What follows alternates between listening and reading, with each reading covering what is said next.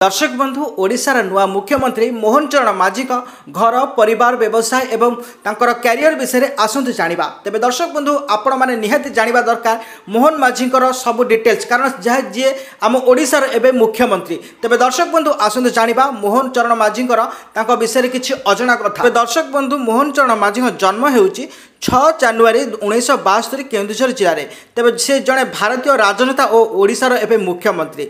से भारतीय जनता पार्टी जड़े विधायक भाव में 2000 मसीहा 2004 मसीहा 2019 मसीहा एवं 2024 मसीह केन्दुझर विधानसभा निर्वाचन मंडल से जीति आसुछंती। तेज दर्शक बंधु स्त्री नाम हूँ प्रियंका मारांडी। गोटे पुओ एवं गोटे झील अच्छी।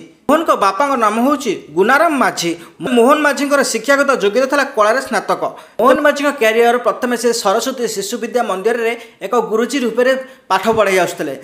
से सरपंच भाव में जीति एवं निज गाँव सर्वांगीन उन्नति करते। से विधायक भाव निर्वाचित होते एवं सेठू जीति।